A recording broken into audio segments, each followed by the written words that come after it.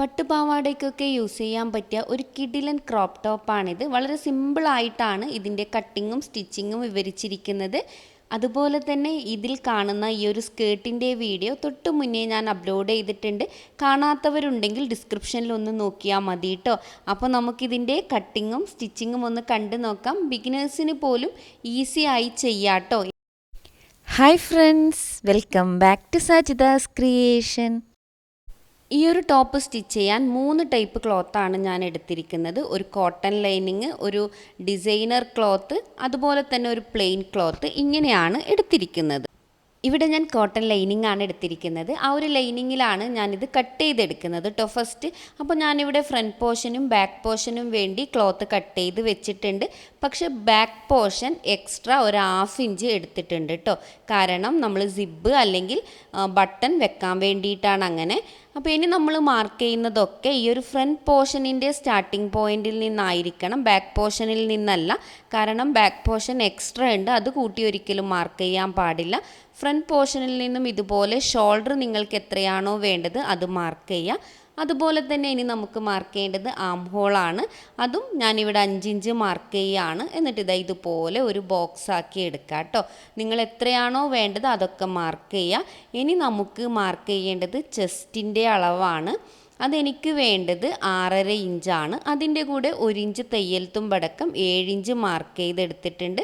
അതും ഫ്രണ്ട് പോർഷൻ്റെ സ്റ്റാർട്ടിങ്ങിൽ നിന്ന് തന്നെയാണ് മാർക്ക് ചെയ്യുന്നത്. ഇനി നമുക്കിത് ആം ഹോൾ ഇതുപോലെ ഒരു 1/2 ഇഞ്ച് കയറ്റി മാർക്ക് ചെയ്തിട്ട് ജസ്റ്റ് ഒന്ന് ഷേപ്പ് ചെയ്ത് കൊടുക്കുക. ഇനി നമുക്ക് ഏറ്റവും താഴ്വശത്തെ അളവെടുക്കാം. എനിക്ക് 5.25 ഇഞ്ചാണ് വേണ്ടത്. അതിൻ്റെ കൂടെ 1 ഇഞ്ച് തയ്യൽ തുമ്പടക്കം 6.25 ഇഞ്ച് ഫ്രണ്ട് പോർഷൻ്റെ സ്റ്റാർട്ടിങ്ങിൽ വെച്ചിട്ട് തന്നെ മാർക്ക് ചെയ്യണം. അല്ലാന്നുണ്ടെങ്കിൽ നമുക്ക് മൊത്തത്തിൽ അളവ് വരുമ്പോൾ 1 ഇഞ്ചോളം കുറഞ്ഞിട്ട് വരും, അത് ശ്രദ്ധിക്കുക. ഇനി നമുക്കിത് രണ്ടും ഇതുപോലെ ഒന്ന് യോജിപ്പിച്ച് കൊടുക്കാം.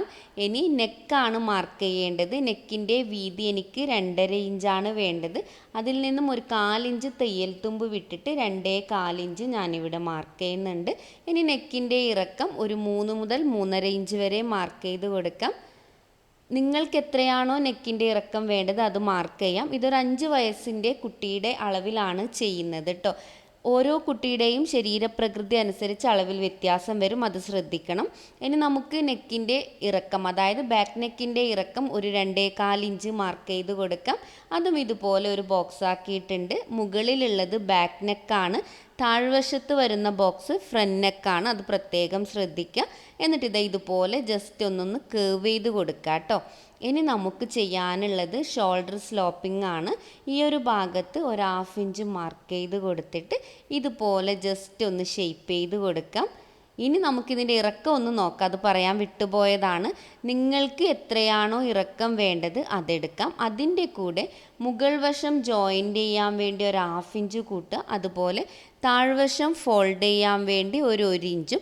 അപ്പോൾ ടോട്ടൽ ഞാനിവിടെ 12.5 ഇഞ്ചാണ് എടുക്കുന്നത്. നിങ്ങൾക്ക് വേണ്ടുന്ന ഇറക്കം പ്ലസ് 1.5 ഇഞ്ച് തയ്യൽ തുമ്പ് കൂട്ടുക കേട്ടോ. ഇനി നമുക്കിത് കട്ട് ചെയ്യാം. ഫസ്റ്റ് നമ്മൾ ബാക്ക് നെക്കാണ് കട്ട് ചെയ്യുന്നത്. അപ്പോൾ ഫ്രണ്ട് പോർഷനും ബാക്ക് പോർഷനും ഒന്നിച്ച് പിടിച്ചിട്ട് തന്നെ കട്ട് ചെയ്യണം. ബാക്കിൽ എക്സ്ട്രാ എടുത്ത ഒരു പീസ് അടക്കം വേണം കട്ട് ചെയ്യാൻ വേണ്ടിയിട്ട്.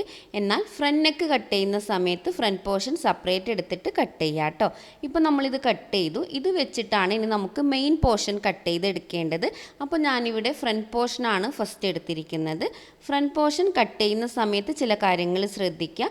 നമ്മൾ ഷോൾഡറിൽ നിന്നും നേരെ താഴേക്ക് ഒരു 4 ഇഞ്ച് ആ ഒരു ലൈനിങ് പോർഷനിൽ മാർക്ക് ചെയ്ത് കൊടുക്കാം. ഇങ്ങനെ മാർക്ക് ചെയ്തതിന് ശേഷം ഇതിനെ ഒന്ന് ഫോൾഡ് ചെയ്യുക. കൃത്യമായി ആ മാർക്ക് ചെയ്ത പോയിന്റിൽ നിന്നും ഒന്ന് ഫോൾഡ് ചെയ്തെടുക്കാം. ഇവിടെ ഇപ്പോൾ നമ്മൾ കൃത്യമായി ഫോൾഡ് ചെയ്തിട്ടുണ്ട്. ഇനി നമുക്ക് മെയിൻ പോർഷൻ എടുക്കാം. മെയിൻ പോർഷനിൽ ഡിസൈനർ പീസാണ് ഞാനിപ്പോൾ എടുത്തിരിക്കുന്നത്. അത് ഫുൾ ലെങ്ത്തിലല്ല കേട്ടോ എടുത്തിരിക്കുന്നത്, കുറച്ച് ഇറക്കം കുറച്ചിട്ടാണ്. 2ആയിട്ട് ഫോൾഡ് ചെയ്തിട്ടാണുള്ളത്. ഫ്രണ്ട് പോർഷൻ മാത്രമാണ് നമ്മൾ കട്ട് ചെയ്യുന്നത്. ഇതൊക്കെ ഓർത്തിട്ട് വേണം ചെയ്യാൻ വേണ്ടിയിട്ട്. എന്നിട്ട് അതിൻ്റെ മുകളിലേക്ക് നമ്മുടെ ഈ ലൈനിങ് പോർഷൻ വെക്കുക. അപ്പോഴും ശ്രദ്ധിക്കേണ്ടത് മുകൾ വശത്ത് ഒരു 1/2 ഇഞ്ച് എക്സ്ട്രാ വേണം. അതായത് നമ്മൾ ഈ ഫോൾഡ് ചെയ്ത് വെച്ച ലൈനിങ്ങിനേക്കാളും ഒരു 1/2 ഇഞ്ച് മുകളിലേക്ക് നമ്മുടെ മെയിൻ പോർഷൻ വേണം. എന്നിട്ട് നമുക്ക് ബാക്കി ഭാഗങ്ങൾ കൃത്യമായിട്ട് കട്ട് ചെയ്തെടുക്കാം. എങ്ങനെയാണോ നമ്മുടെ ലൈനിങ് പോർഷൻ ഉള്ളത് അതുപോലെ കട്ട് ചെയ്തെടുക്കാം. ഇപ്പം നമ്മുടെ താഴ്വശം കട്ട് ചെയ്തു.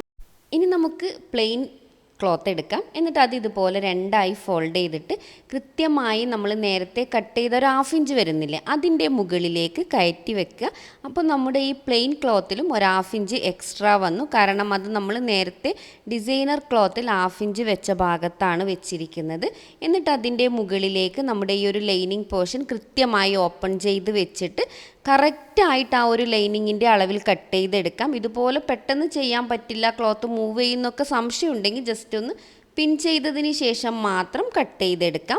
ഇനി നമുക്ക് ഈ ഒരു ലൈനിങ് മാറ്റി വെക്കാം. ഇപ്പോൾ നിങ്ങൾക്കിതാ ഫ്രണ്ട് പോർഷൻ്റെ കറക്റ്റ് ആ ഒരു ഭാഗം കിട്ടിയിട്ടുണ്ട്, വിത്ത് തയ്യൽ തുമ്പ് തന്നെ കിട്ടിയിട്ടുണ്ട് കേട്ടോ.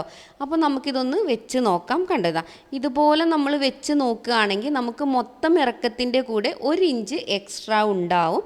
അതുണ്ടായിരിക്കണം, അല്ലാന്നുണ്ടെങ്കിൽ ഇറക്കത്തിൽ വ്യത്യാസം വരും. അപ്പോൾ അതുകൊണ്ടാണ് ഇവിടെ 2 ഭാഗത്തും ഒരു 1/2 ഇഞ്ച് എക്സ്ട്രാ എടുത്തിരിക്കുന്നത്. ഇനി നമുക്ക് ഇതൊന്ന് മാറ്റി വെക്കാം. അതിനുശേഷം ബാക്ക് പോർഷൻ കട്ട് ചെയ്യാൻ ഇതുപോലെ ഡിസൈനർ ക്ലോത്ത് എടുത്തിട്ടുണ്ട്. എന്നിട്ട് അതിൻ്റെ മുകളിലേക്ക് കൃത്യമായി ലൈനിങ് വെച്ചിട്ട് നമുക്കൊന്ന് കട്ട് ചെയ്തെടുക്കാം. ഇനി ആം ഹോൾ നമുക്ക് ജസ്റ്റ് ഇതുപോലെ ഒന്ന് അളന്ന് നോക്കാം. ഇത് നമുക്ക് സ്ലീവ് കട്ട് ചെയ്യാൻ വേണ്ടിയിട്ടാണ്. ഇപ്പോൾ എനിക്കൊരു 6 ഇഞ്ചാണ് കേട്ടോ കിട്ടിയത്. 6.5 ഇഞ്ച് കിട്ടിയിട്ടുണ്ട്. 6 ഇഞ്ച് മാത്രമേ നമുക്ക് വേണ്ടതുള്ളൂ. ഈ 6 ഇഞ്ച് അങ്ങനെ തന്നെയല്ല നമ്മൾ സ്ലീവിന് വേണ്ടി ഫോൾഡ് ചെയ്യുന്നത്. ഇവിടെ നമ്മൾ എക്സ്ട്രാ ഫ്രില്ലിടാൻ വേണ്ടിയിട്ട് ഒരു 4 ഇഞ്ച് കൊടുക്കുന്നുണ്ട്. അത്രയും എക്സ്ട്രാ എടുത്താൽ മാത്രമേ നമുക്ക് കറക്റ്റായിട്ട് ഫ്രില്ലിടാൻ പറ്റുള്ളൂ.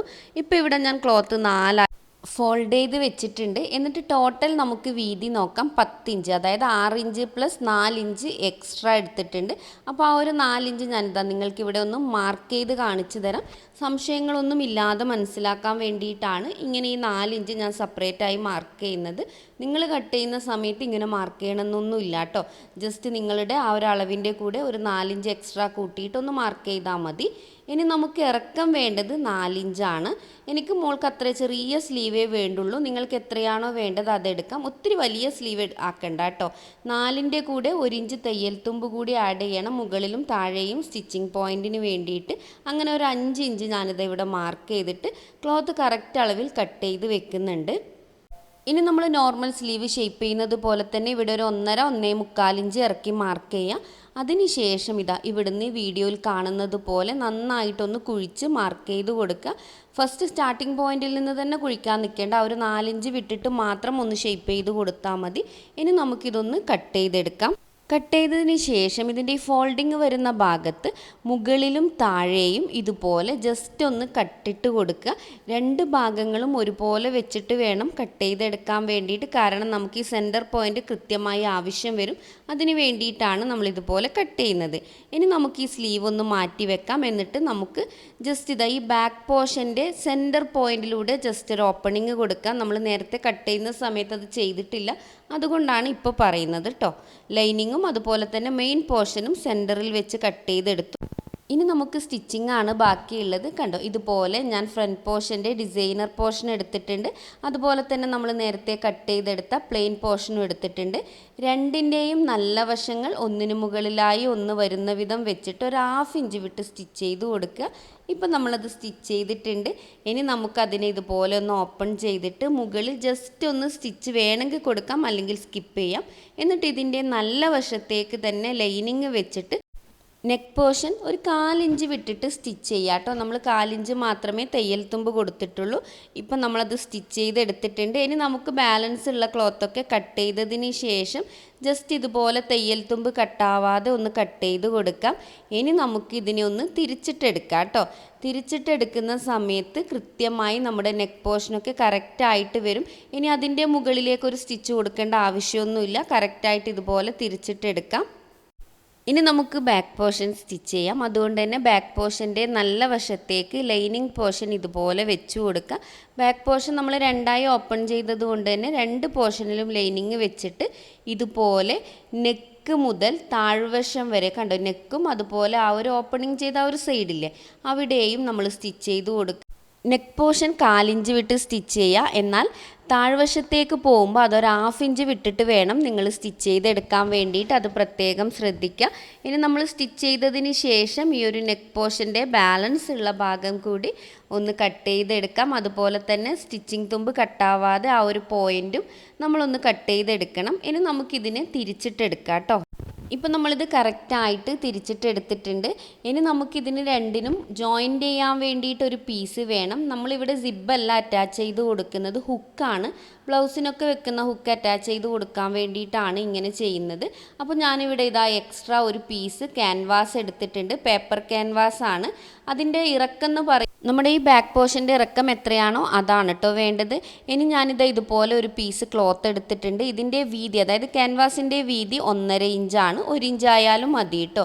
ഇനി നമ്മളത് ഇതുപോലെ ഈ ഒരു ക്ലോത്തിൻ്റെ മുകളിൽ വെച്ചിട്ട് നന്നായിട്ടൊന്ന് അയൺ ചെയ്ത് കൊടുക്കുക. നമ്മളിങ്ങനെ അയൺ ചെയ്ത് കൊടുക്കുമ്പോൾ എല്ലാ സൈഡിലും നമുക്ക് തയ്യൽ തുമ്പ് വേണം. അത് നിങ്ങൾക്ക് ഫോൾഡ് ചെയ്യുന്ന സമയത്ത് മനസ്സിലാവും. മുകളിൽ നിന്നും ഇതുപോലെ ഫോൾഡ് ചെയ്യുക, എന്നിട്ട് സെൻറ്ററിൽ കൂടി ഒന്ന് ഫോൾഡ് ചെയ്തിട്ട് സൈഡിലൂടെ ഒന്ന് സ്റ്റിച്ച് ചെയ്ത് കൊടുക്കുക. ഇപ്പോൾ നമ്മളത് സ്റ്റിച്ച് ചെയ്ത് എടുത്തിട്ടുണ്ട്.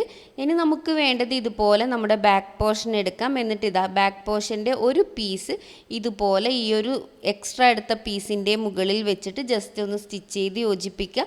അതിനുശേഷം ഇതിന് ഹുക്ക് വെച്ചിട്ട് നമ്മൾ ഇതിൻ്റെ മുകളിലേക്ക് ഇട്ട് കൊടുക്കുകയാണ് ചെയ്യുന്നത്. നമ്മൾ ജസ്റ്റ് ഒന്ന് ഹുക്ക് ഇട്ട് കൊടുത്താൽ മതി കേട്ടോ. ബ്ലൗസിനൊക്കെ ഹുക്ക് ചെയ്യുന്നത് പോലെ ചെയ്താൽ മതി. ഇനി നമുക്കിതിൻ്റെ മുകളിലേക്ക് നമ്മുടെ ഫ്രണ്ട് പോർഷൻ വെച്ച് കൊടുക്കാം. എന്നിട്ട് കറക്റ്റായിട്ട് നിങ്ങൾക്ക് ഇങ്ങനെ ഷോൾഡർ സ്റ്റിച്ച് ചെയ്ത് കൊടുക്കാം. അതിനേക്കാളും ഈസി ആയിട്ട് ചെയ്യാൻ പറ്റുന്നത് രണ്ടിൻ്റെയും നല്ല വശം വെക്കുക.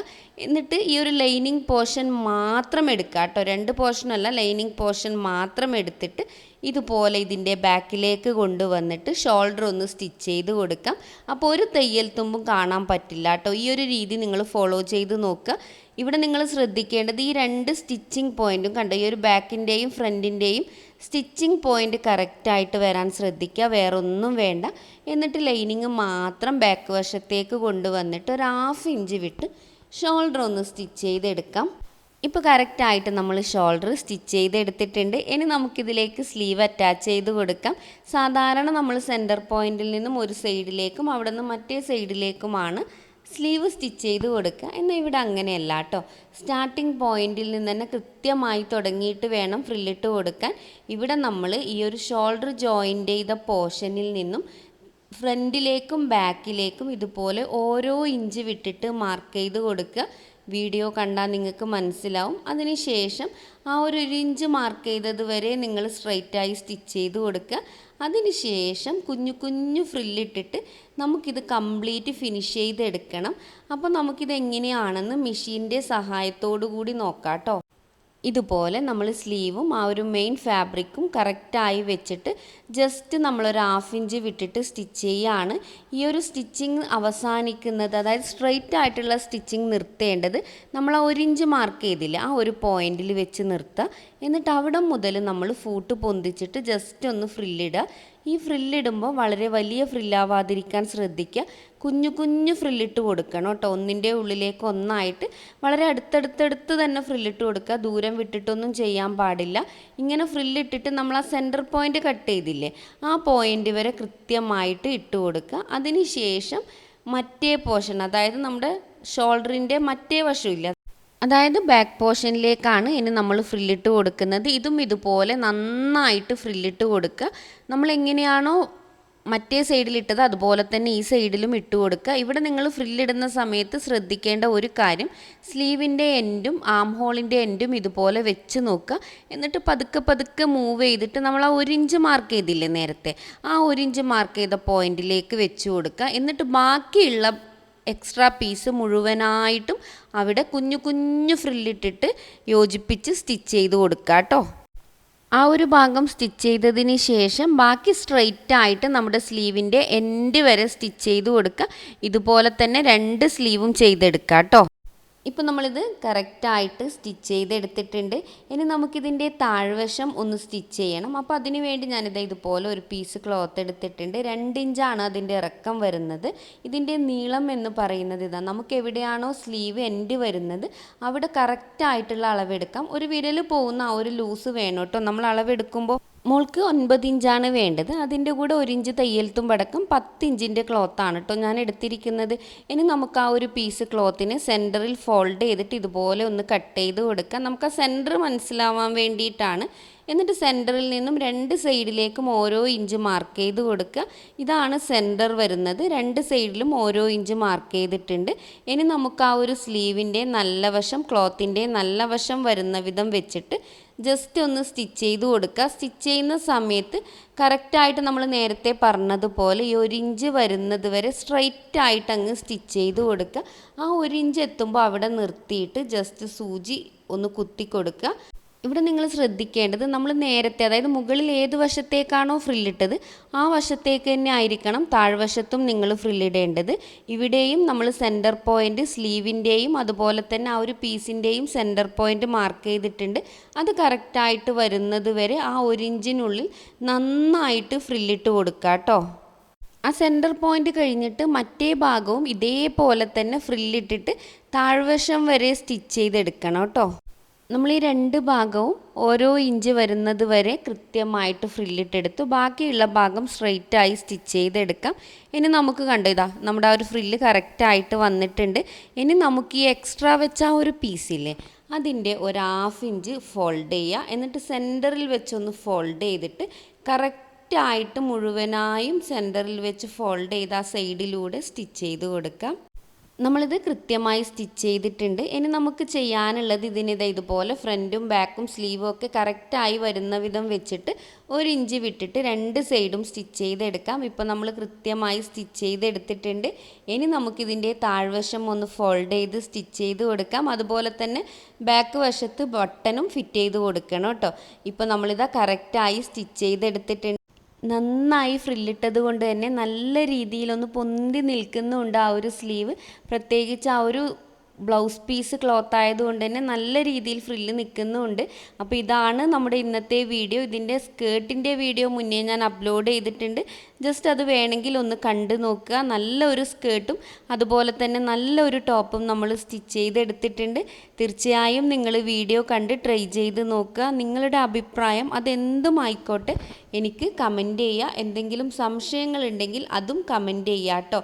നിങ്ങൾക്ക് ഈ ഒരു രീതിയിൽ ഫോളോ ചെയ്യാം. അല്ലാന്നുണ്ടെങ്കിൽ ബാക്ക് വശത്ത് സിബ് വെച്ചിട്ട് അങ്ങനെയും സ്റ്റിച്ച് ചെയ്തെടുക്കാം. അപ്പോൾ ഇന്നത്തെ വീഡിയോ ഞാൻ വൈൻഡപ്പ് ചെയ്യാണ്. നെക്സ്റ്റ് ടൈം പുതിയൊരു വീഡിയോയുമായിട്ട് വരും. അതുവരെ ബൈ.